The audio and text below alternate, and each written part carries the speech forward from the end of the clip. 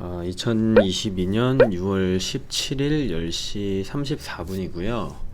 비트코인 차트 분석, 그리고 앞으로 거시적인 이슈들, 소비자 물가지표가 어떻게 나오고, 금리는 몇 포인트가 올랐고, 그래서 앞으로의 방향성은 어떻게 정해지겠다 등등에 대해 얘기를 한번 드려보도록 하겠습니다.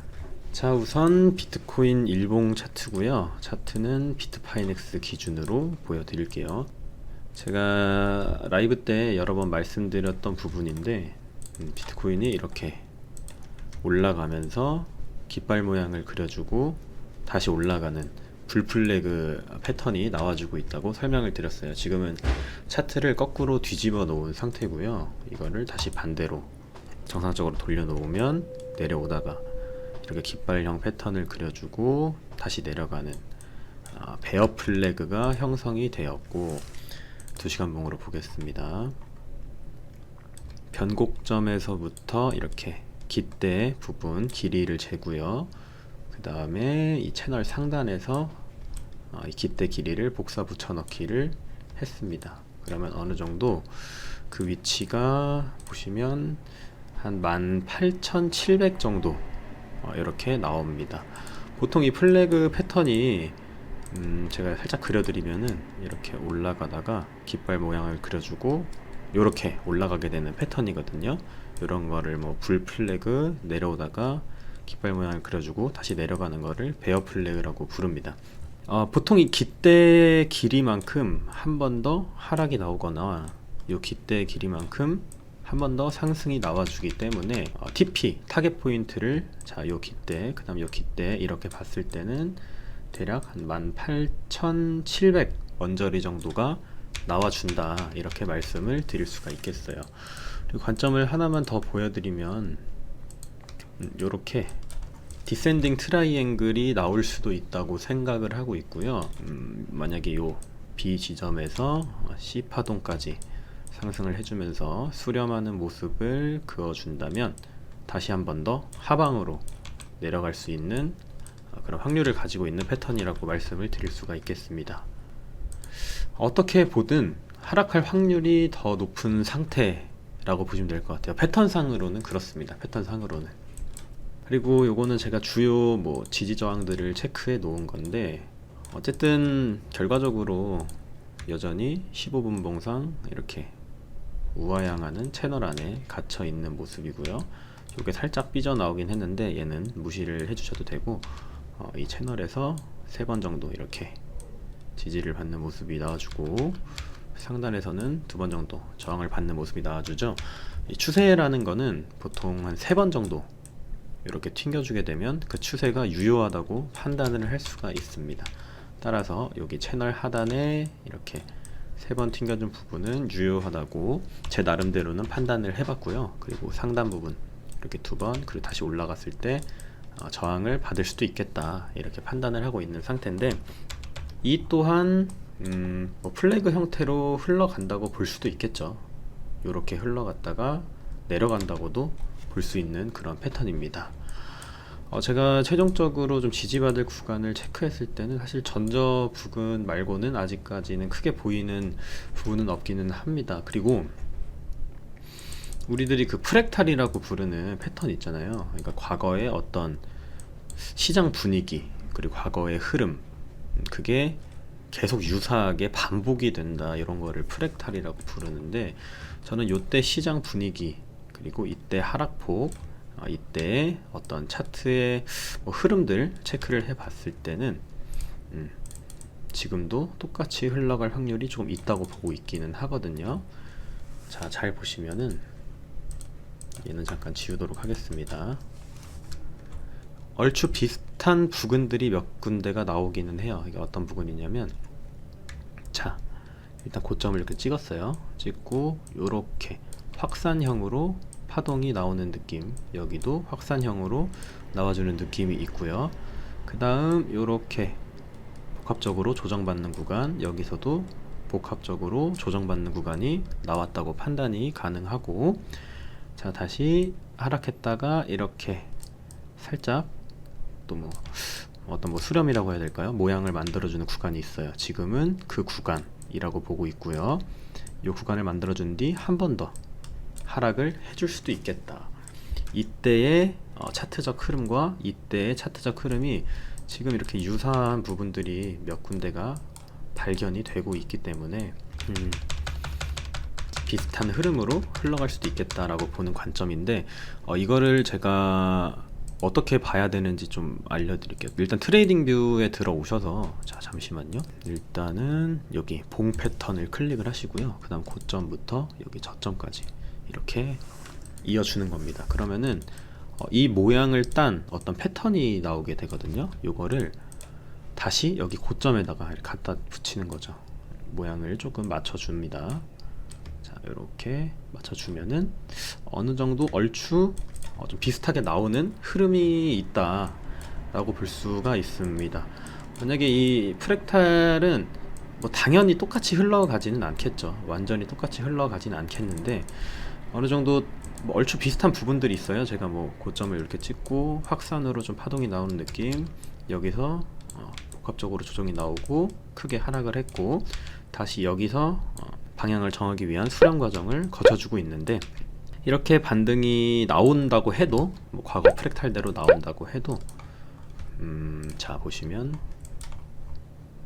이렇게 또 상단 매물대 부근이 있거든요. 매물대 부근이 이렇게 이어지게 되고, 이렇게 뭐라고 해야 될까, 삼중천장형, 삼중천장형이 나오고 12K가 갈 수 있다. 근데 12K를 볼 수 있는 어떤 합리적인 근거라고 해야 될까요? 그 근거를 제가 좀 보여드리면, 일단은 바이낸스에서 보도록 하겠습니다. 제가 바이낸스에서 보는 이유는 거래량이 제일 많기 때문에 매물대에 대한 신뢰도가 좀 높다고 생각을 하거든요.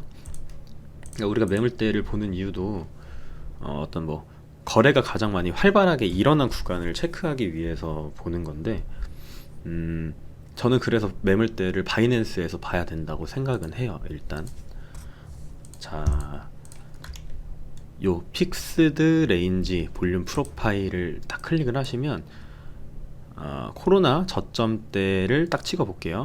찍고 지금까지 이렇게 딱 찍어 줍니다. 그러면 이 구간 내에 거래가 얼마나 일어났는지 그 매물대로 표시를 해주는 그런 아주 단순하고 좋은 지표라고 볼 수가 있거든요.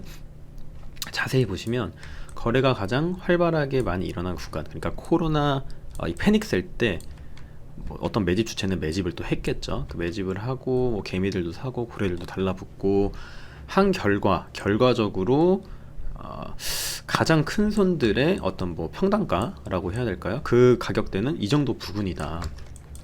이 매물대라는 게 뚫기가 좀 어렵다고 보시면 되는데, 자 이렇게 두터운 부분들에 좀 체크를 해두시면 좋아요. 이렇게 매물대 두터운 부분들 있죠. 그러니까 이렇게 움푹 파인 부분들에다가 표시를 해놓으시면 좋긴 하거든요. 그 부분을 뚫으려면은 강한 돈이 필요한 거니까. 자, 제가 또 이 저점들을 안 보고 매물대 여기 움푹 파인 부분만 보고 지지선을 그은 건데, 어떻게 또 얼추 맞긴 하죠. 얼추 맞기는 합니다. 여기도 그렇고요. 여기도 이렇게 얼추 저항들, 지지들 나오는 게 대략적으로 이 매물대만 보셔도 나오기는 합니다. 아무튼 각설하고 팔다리 다 떼고 얘기하면, 그러면 우리가 다음으로 정말 큰 지지를 노려볼 수 있는 구간은 요 정도가 된다는 거죠. 11.8. 그러면은 아까 프랙탈로 본 관점 있잖아요. 프랙탈로 본 관점 지웠나 본데, 요렇게 이렇게 갖다 댔을 때 대략 뭐 14 뭐 이 정도 나오는데, 충분히 더 내려갈 수는 있다, 이런 얘기입니다. 이 매물대 추이로 봤을 때는 물량을 받아줄 어떤 구간들이 많이 없기 때문에 충분히 더 내려갈 수 있다. 한번 브레이크가 걸릴 구간은 요 정도 구간이죠. 여기 매물이 많이 쌓인 구간, 가격적으로 봤을 때는 대충 한 2만 정도 될 것 같아요. 2만 라인이 뚫리면 아래로는 뭐랄까 고속도로 텅텅텅 비었습니다. 받아주지 못할 것 같아요. 제 생각엔 그래요. 여기를 지켜주지 못하면 10일, 10위까지는 충분히 열려있는 상황이고, 그리고 지금 패턴상으로 보더라도 뭐 플래그 패턴 내려오고 있고, 이 플래그 패턴이 완성되려면 대략 18.7까지는 와야 되는 상황이고요. 이 프랙탈, 여기에 프랙탈을 여기에다가 갖다 붙였을 때 한 번 더 큰 하락이 나올 가능성이 있다. 반등이 나왔다가 이렇게 내려 꽂을 가능성이 있는 상황이다.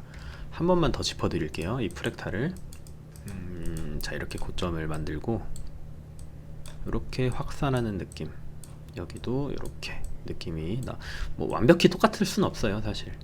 그래서 이렇게 내려왔다가 방향성을 정하기 위한 수렴 그려주고, 여기서도 그려주고 다시 내려옵니다. 다시 내려오고 반등. 이제 저는 반등이 조금 나올 차례라고 보고 있어요. 이렇게 반등이 나오고 한 번 더 패닉셀. 최종적으로는 유동성이 여기서 공급이 크게 돼서 거래량이 빵빵빵 나와준 다음에 추세 전환이 일어났으면 좋겠습니다. 적어도 뭐 역헤드 앤 숄더라도 나와주면서 방향을 바꿔주는 흐름, 추세를 다시 타줬으면 좋겠는 마음이에요.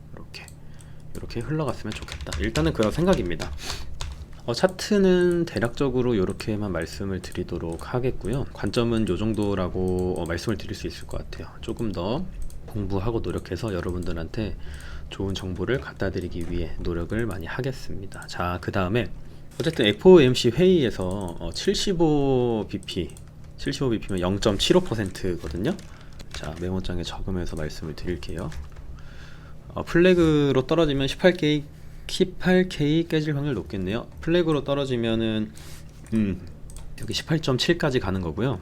프랙탈로 가면 얼추 10이 되겠네요 라고 말씀하셨는데, 자, 이렇게 대봤을 때 뭐 대충 12, 14, 12가 나오긴 하는데 뭐 이대로 흘러간다는 보장은 또 없으니까 뭐랄까 참고용 정도로만 생각하시면 될 것 같아요. 근데 제가 알고 있는 그 어떤 트위터를 하시는 분 중에 제가 나중에 텔레그램 방에 올려드릴 건데, 그 프랙탈을 진짜 잘 보시는 분이 있거든요. 프랙탈로 한 95% 정도는 맞추신 것 같은 그런 분이 있어요. 그분의 관점을 저도 배워보고 싶은데, 아무튼 프랙탈도 저도 공부를 많이 해서 조금 여러분들한테 그 정보를 공유 드리도록 하겠습니다.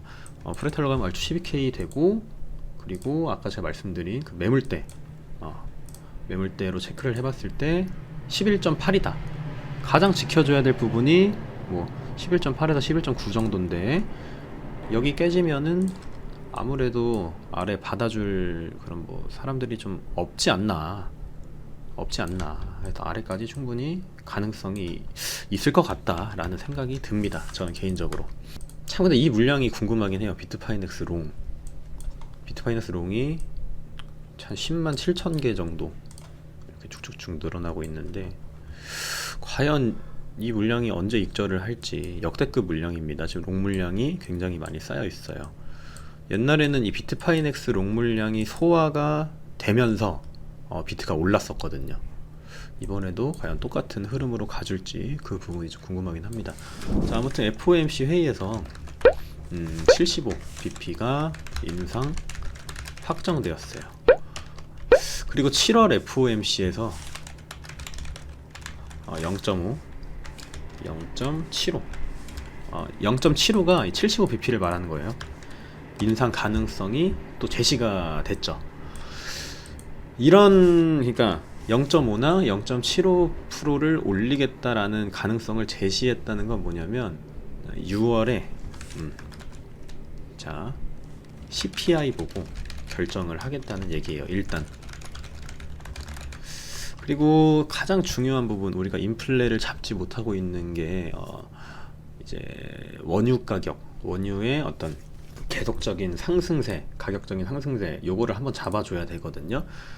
좀 증산을 해줘야 된다는 말이죠. 저기 오펙에서. 근데 바이든이 7월에 사우디에 방문하겠다고 얘기를 했습니다. 증산 합의가 나오면 유가 하향에 큰 도움이 될 거라고 봅니다. 일단 유가가 지금 인플레가 꺾였다는 어떤 신호들은 많이 나오고 있는데, 사실 유가가 제일 문제거든요. 이 유가, 에너지. 유가만 좀 꺾여주면은 비로소 이제야 인플레이션이 정점에 도달했구나, 이제 꺾이겠구나, 요거는 유가가 꺾여주면. 그래서 아무튼 바이든의 7월 사우디 방문 일정이 굉장히 중요하다고 보시면 되겠고요. 그리고 7월 중에 미국과 중국 관세 인하 확정 가능성도 커지고 있습니다. 이렇게 거시적인 흐름이 진행이 된다면 인플레이션 완화에도 기대감을 실어줄 수 있다, 이렇게만 보시면 될 것 같고요. 그리고 6월 달에 인플레이션 피크아웃 기대감은 크지가 않아요. 6월 달에 인플레이션 피크아웃 기대감은 크지 않다. 그래서 파월 의장도 75bp 인상 가능성을 열어두고 있다. 그리고 결과적으로는 유가가 잡혀야만 CPI는 소비자 물가지수 둔화 가능성이 크기 때문에 가장 중요한 일정은 바이든 사우디 방문 후 증산 합의가 나와야 됩니다. 증산 합의.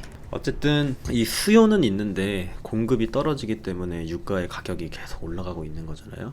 그래서 증산 합의가 이루어지고 국제 유가 조정폭이 크게 나와준다. 그러면 인플레이션은 이제 끝이다 라고 보시면 될 것 같습니다. 오늘은 차트적으로 그리고 시황들을 좀 짚어드렸어요. 한길님, 4년마다 오는 반감기가 지금까지 계속 미친 상승을 보여줬는데 지금 같은 상황도 반감기가 뒤집을 수 있나요? 뒤집힐 수 있나요? 라고 말씀하시는 건가요? 4년마다 반감기가 찾아오기는 하죠. 비트코인의 채굴 수량이 줄어들면서 점점 더 이제 수요는 있는데 공급은 적어지는 상황이니까 가격은 당연히 올라갈 수밖에 없죠. 시장 원리가 그러니까. 근데 한 가지 제가 좀 걱정되는 부분이 뭐냐면, 말씀하신 것처럼 반감기가 이제 뒤집힐 수 있냐, 저는 충분히 가능하다고 봐요. 그러니까 우리가 이렇게 미친 랠리를 보여줬던 거는 유동성 T였잖아요. 사실 코로나로 인한 엄청난 대유동성 이게 다 빚으로 올라간 것도 있거든요, 사실은. 그러니까 지원금, 제가 항상 말씀드리는 부분인데, 지원금을 준다. 어디서? 연준에서 정책을 정하면 다 따라하니까요. 다 따라한다. 나라별로 지원금이 나갑니다. 근데 이 지원금을 투자에다 씁니다. 투자에다 써. 그리고 금리도 제로금리 대출을 받아요. 그러니까 굉장히 거품이 껴줄 수가 있다는 얘기죠. 굉장히 이 대출금으로 이루어져 있는 그런 시장일 수가 있다는 얘기입니다. 혹자는 그렇게 또 얘기를 해요. 기관들 다 들어와 있고 이제야 암호화폐에 혁신이 이루어질 수 있는 그런 상황인데 비트코인이 더 떨어진다? 여기서 이제 멈출 것 같은데, 이런 말씀들을 많이 하시고, 여기 내려가면 기관 평단가 아래야, 아니면은 무튼 간에 세력도 물리는 그런 자리야 라고 말씀하시는데, 데이터상으로는 그 실현손익이 마이너스예요. 모든 시장 참여자가. 제가 알기로는 정확하진 않은데 이따 텔레그램에서 짚어드릴게요. 그러니까 안 물린 사람이 없다는 얘기죠.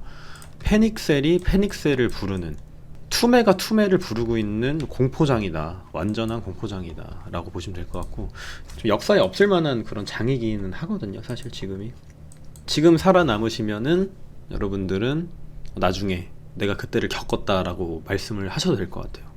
내가 그런 시장 상황을 이겨냈다, 이렇게 얘기를 하셔도 될 정도로.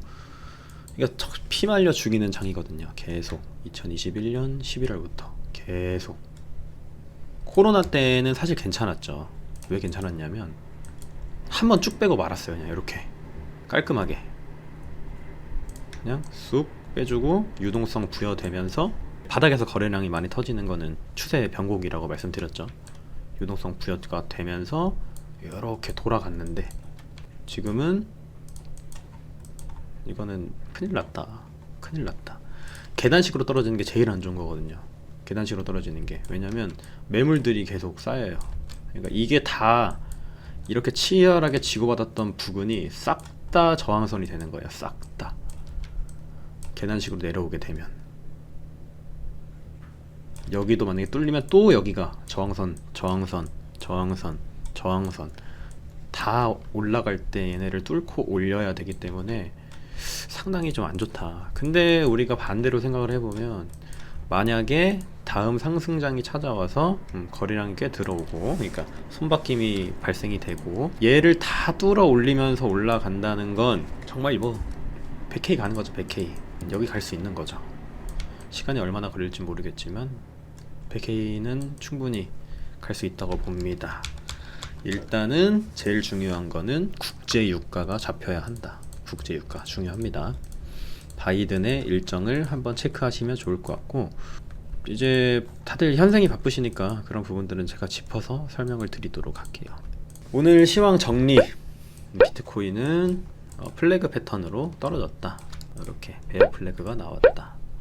그리고 TP 목표값을 계산을 해봤을 때 18.7 정도로 확인이 되는 상황. 또한 내려오다가 이렇게 조정을 뭐 예쁘게 해주고 있는데 아직까지는 뭐 추세를 바꿀 만한 뭔가 제 눈에는 안 보여요.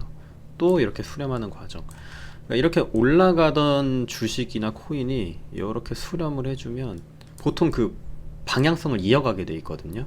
내려오던 주식이 이렇게 뭐 어떻게든 복합 조정이든 뭐 삼각 수렴이든 아니면 뭐 디센딩을 뭐 이게 확장 파동이 나오든 보통 이 전 파동을 이어가는 경우가 꽤 많아요. 전 파동을 이어가는 경우가 전 파동을 이어갔다가 바닥에서 거래량 터지면서 바뀌는 경우가 많죠. 거래량이 추세 변곡에는 최고의 지표입니다.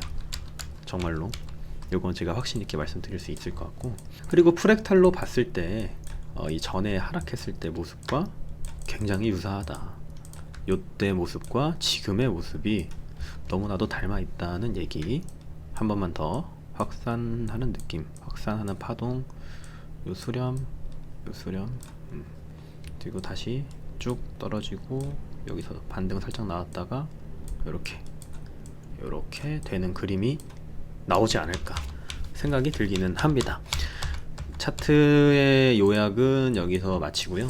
그리고 유가가 잡혀야만 소비자 물가지수 둔화 가능성이 크다. 그러니까 인플레가 잡힌다는 얘기죠. 가장 중요한 일정은 바이든 사우디 방문 후 증산 합의가 이루어져야 한다. 국제 유가 조정폭이 크게 나와주고 인플레이션이 잡혔다는 그런 흐름으로 흘러가는 게 좋겠다. 이렇게 비트코인이 왜 계속 빠지냐? 긴축을 하잖아요. 긴축, 돈을 흡수.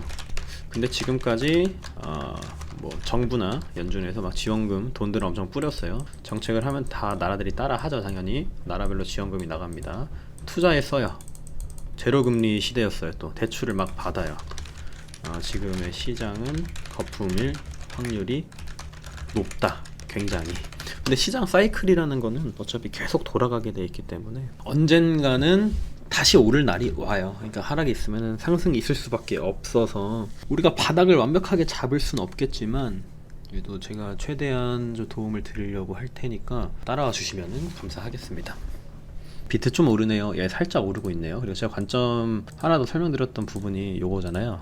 이렇게 뭐 디센딩 트라이앵글이 나올 수도 있겠다. 디센딩 트라이앵글은 고점이 낮아지고 저점은 그대로인 수렴 패턴을 얘기하거든요. 이런 식으로 B, B, C, D, E 파동이 나왔다가 입구 크기 있죠. 입구 크기만큼 떨어지는 경우가 있습니다. 이렇게 입구 크기를 재볼게요. 지금 이렇게 재보고 뭐 이렇게 재보면은 뭐 17 나오네요. 17 안 좋네. 안 좋아. 무튼간에 18, 17이 많이 보입니다. 제가 볼 때는 18, 17이 많이 보여요. 이게 뭐 디센딩으로 안 흘러갈 수도 있는 거고 그건 모르죠. 자, 피콘님 안녕하세요. 18K 아래로 가면 경기 침체 확정 버텨주면 2년 안에 전고 갱신 가능. 이런 관점들 많더라고요. 경기 침체 확정 버텨주면 이게 어떤 말인지 잘 모르겠습니다. 18K 아래로 가면 18K 아래로 가면 경기 침체가 확정이고 버텨주면 2년 안에 전고점 갱신이 가능하다 이런 얘기를 하시는데 경기 침체가 맞아요. 지금은 인플레 시대에 살고 있어요. 저는 사실 소비를 좀 안 하는 편이라 물가가 얼마나 올랐는지는 모르는데 주위에서는 그렇게 소비를 많이 줄이고 있다고 얘기를 하더라고요. 물가가 많이 올랐다고 말씀들을 많이 하시더라고요. 여러분들이 뭐 현물 많이 물려 있으실 텐데 그런 것들을 회복하려면 시간이 꽤나 걸린다는 점만 알고 계셔 주시면 될 것 같습니다. 종우님이 되게 잘 알고 계시네요. 분석 요청을 하시는 분들이 계시지 않아서 한 번만 정리를 해 드릴게요. 1번 디센딩 흐름으로 흘러갈 수 있는 그림, 대략적으로 15분봉에서 나와주고 있다. 그 다음에 자, 요런 플래그 패턴으로, 자 잠시만요, 베어 플래그라고 하죠. 이렇게 깃발이 생겼다가 내려 꽂는 목표치를 계산을 했을 땐 대략적으로 18.7 정도가 나와주는 상태다. 그 다음에 일봉 프랙탈 관점으로 봤을 때, 자 여기 저점까지 그어주고요. 이렇게 갖다 붙입니다. 굉장히 유사한 흐름으로 흘러가고 있는 모양새다 정도만 여러분들이 생각을 해주시면 될 것 같아요. 이렇게 확산 나오고 다음 길목으로 가기 위해서 조정 패턴 다시 흘렀다가 지금은 요 구간 도달을 했다고 보고 있습니다.